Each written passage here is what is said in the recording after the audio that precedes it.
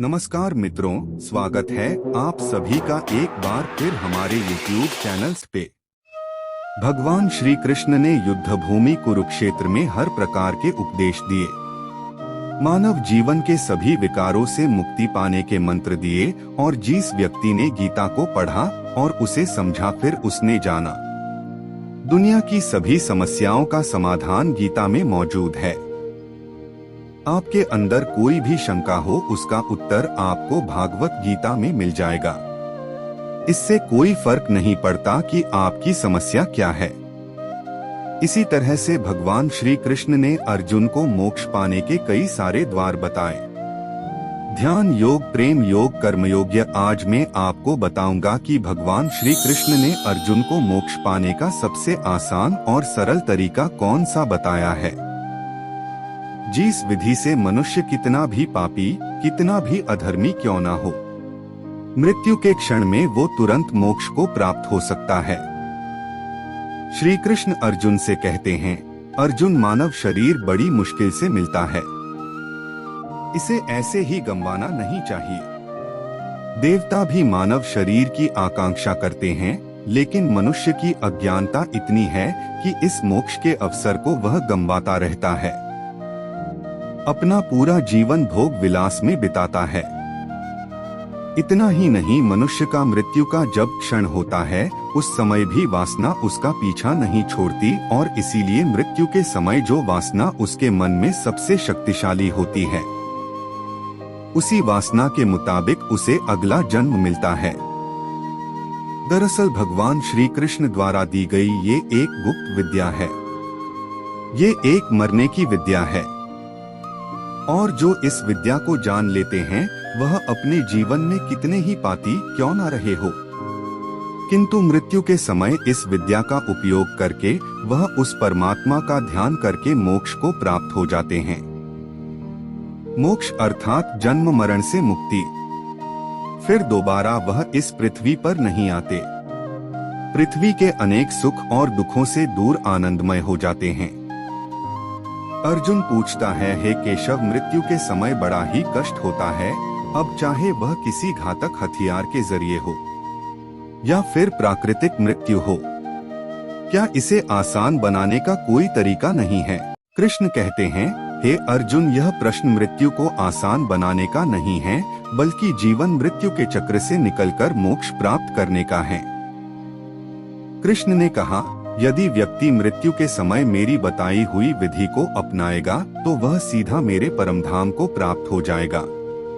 अर्जुन ने पूछा, है प्रभु, वह गोपनीय ज्ञान विधि क्या है?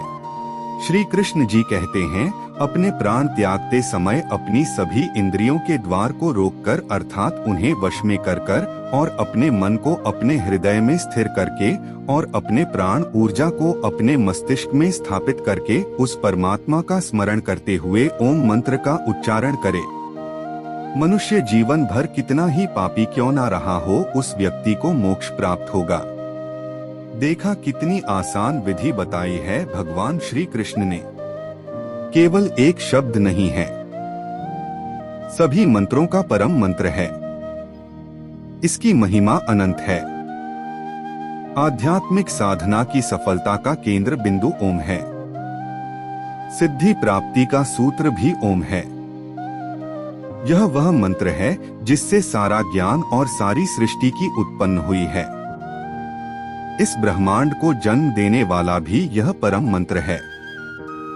जीवन में ओम के उच्चारण से शरीर के हृदय कमल में आत्मा की ज्योति हमेशा प्रकाशित रहती है, और मृत्यु के समय जब कोई मनुष्य का ओम का उच्चारण एक सुर में करता है तो इस क्षण में आत्मा और परमात्मा दोनों ही महासुख में होते हैं, आनंद में होते हैं, और दोनों ही मिलने के लिए एक दूसरे से व्याकुल हो जाते हैं, जैसे युगों युगों से बिछड़े हो। सभी सांसारिक सीमाओं को तोड़कर एक दूसरे के भीतर समा जाने को व्याकुल हो जाते हैं। भगवान कृष्ण ने इसे मुक्ति का द्वार भी कहा है, लेकिन हम इस छोटे से महत्व को समझ नहीं पाते और इसी कारण हमारे शरीर की रचना उस ईश्वर ने विशेष रूप से की है। हमारे इस शरीर को ब्रह्मांड के रूप में दर्शाया गया है। हमारा शरीर इस ब्रह्मांड का एक केंद्र बिंदु है। इसमें सभी लोगों का निवास है।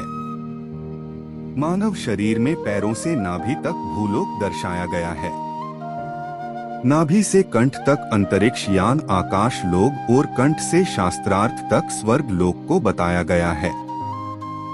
और सिद्ध योगी मानव शरीर के इस बनावट को बहुत अच्छे से समझते हैं। इसीलिए सिद्ध योगी अपना शरीर त्याग के समय अपनी प्राण ऊर्जा को ऊपर की ओर उठाकर विशुद्धि चक्र अर्थात कंठ में ले आते हैं और विशुद्धि चक्र से अर्थात आंखें चक्र से कपाल में ज्ञानी सहस्त्रार चक्र पर स्थापित करके अपने प्राण निकाल देते हैं।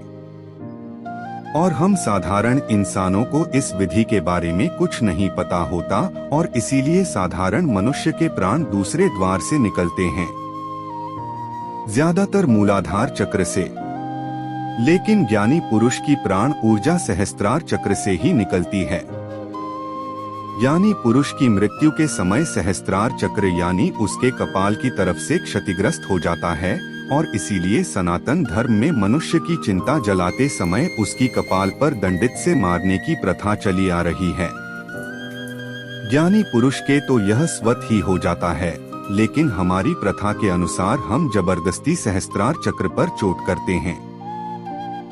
लेकिन जबरदस्ती मोक्ष पाया नहीं जा सकता। देखिए भगवान श्री कृष्ण ने कितनी सुंदर व्याख्या की है। मनुष्य के जीवन में केवल दो समय बड़े ही महत्वपूर्ण होते हैं, उसके जन्म का और दूसरा उसकी मृत्यु का समय। जो मृत्यु के समय अपने होश में रहकर का ध्यान कर लेता है वह परमात्मा में विलीन हो जाता है। यह थी भगवान श्री कृष्ण द्वारा मोक्ष प्राप्ति की सबसे आसान विधि। आशा करता हूँ कि आज की यह प्रस्तुति आपको पसंद आई होगी। अगर हमसे कोई त्रुटि रह गई हो तो हमें क्षमा करें। धन्यवाद।